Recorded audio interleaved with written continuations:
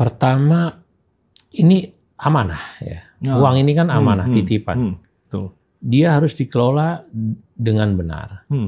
Kemaslahatannya tentu harus sesuai dengan kemaslahatan yang memberi amanah. Gitu ya. Saya ingat dulu ketika tahun 2014 kalau saya tidak silap atau 13 ya, saya masih di LBM itu ulama-ulama NU itu pernah mempertanyakan waktu itu belum ada BPKH sepertinya ya, saya lupa ya. Kalau 2013 sudah ada apa belum ya? Saya lupa. Sepertinya belum. Ya. Waktu itu kan Pak Anggito kayaknya dulu pertama. Dirjennya masih Pak Anggito, saya ingat. Itu waktu itu ulama-ulama di Pondok Pesantren Sunan Pandanaran di Jogja itu bertanya, sekarang yang memutuskan bahwa penggunaan kemaslahatan ya dana yang diputar itu untuk A, B, C, D siapa? Ya, yang memutuskan. Ya, beliau menjawab ya pemerintah dalam hal ini dengan DPR. Para ulama mengatakan, apakah sudah dapat izin dari jamaah haji? Nah, itu pertanyaan yang paling mendasar itu. Fikih sekali ya, itu. Fikih sekali. Wah, waktu itu belum. Wah, maka ulama mengatakan secara fikih tidak sah. Anda menggunakan uang orang, ya walaupun kemaslahatannya dikembalikan, tapi tanpa izinnya. Secara fikih tidak sah. Maka waktu itu, form dalam setoran haji, seingat saya ya, kemudian ditambahin kolom bahwa di situ jamaah haji memberikan kewenangan pada pemerintah untuk itu baru boleh. Lah oleh karenanya dari situ pemerintah ketika dia mengelola dana haji dia betul-betul harus amanah, yadul amanah namanya. Nggak boleh dibuat sampingan. Maka kalau dibentuk Badan Pengelola Kemaslahatan Dana Haji ini, mungkin saya memahaminya agar untuk pengelolaan teknis haji sama mengelola dana sebaiknya dipisah. Supaya fokus gitu kan. Nah, ini pun tentunya BPKH misalnya dia mengelola dana haji, tetap harus koordinasi dengan para ulama, bertanya terus, nggak boleh tidak ya, karena ya ini aspek fikihnya nggak bisa lepas. Ini uang umat. Ini uang umat. Ini tepat apa tidak? Nah, misalnya ada masukan gitu, sebaiknya dana BPKH itu kemaslahatannya ya fokusnya buat jamaah haji saja gitu ya. Kan kadang-kadang ada juga buat yang lain-lain kan. Gitu ya. Nah ini harus dibahas secara detail ya.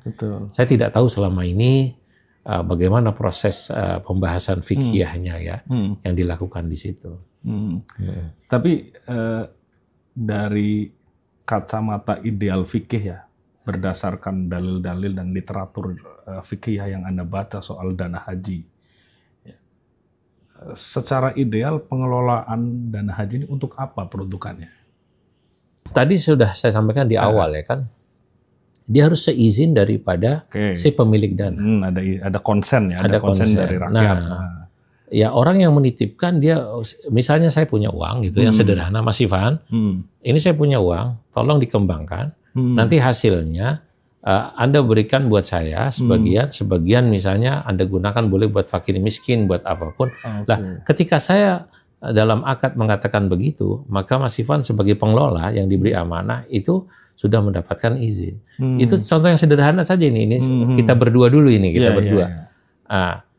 Saya tidak tahu ini ya, tidak tahu persis seperti apa kemudian akad itu di breakdown dalam izin itu gitu loh. Itu kan mestinya harus dimintakan izin.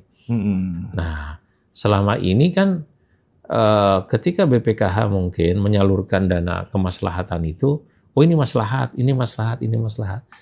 Itu kan maslahat menurut siapa? Ukurannya apa? Itu kan sangat subjektif ya. Sangat subjektif. Kalau dalam wakaf itu ada istilah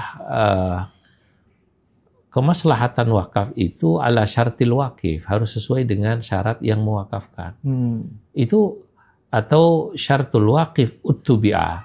Syarat si pewakaf itu harus diikuti. Kalau dia bilang saya mau mewakafkan ini untuk sekolah, untuk sekolah, atau apa ya harus diikuti lah. Karenanya misalnya di NU sendiri kita kadang kerepotan. Kalau ada orang wakaf tanah tapi secara khusus minta dibangun masjid, NU kerepotan. Kita bilang jangan semua buat masjid lah. Ya berikanlah itu kemudian syaratnya untuk kemaslahatan umum yang diserahkan pada NU. Nah, saya tidak tahu apakah detail perjanjiannya itu portofolionya jelas atau seperti tadi kemaslahatan umum. Kalau jamaah haji kemudian memberikan seperti tadi, misalnya kepada NU tanah, silahkan nanti ini mana yang paling maslahat. Kita bangun ruko boleh kan? Kita bangun rumah sakit boleh, tak harus masjid. Mana yang dibutuhkan. Tapi nanti kemaslahatan dari ruko atau rumah sakit itu kemudian bisa juga nanti kita sumbangkan ke masjid kan begitu kan? Nah, bisa jadi semacam itu. Nah, ini ada pembahasan fikih yang sangat rigid ya, detail lah.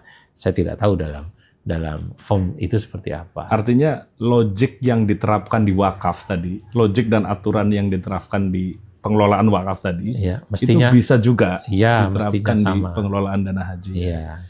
Itu artinya harus ada konsen. Yang pertama persetujuan dengan si pemilik dana. Kemudian harus lebih didetailkan lagi mungkin ya. Ininya nanti untuk apa, pengelolanya untuk apa. Selama ini kan sepertinya jamaah haji hanya diberitahu bahwa jamaah haji membayar kurang lebih 60 sekian persen dari biaya haji, lalu kemudian 30 sekian persennya dari dana kemaslahatan ini yang diputar oleh BPKH kan. Iya, betul. Itu kan yang mereka tahu kan. Nah, tentu senang dong jamaah haji. Tapi kan sebenarnya ada juga dana-dana yang digunakan buat yang lain-lain kan. Iya.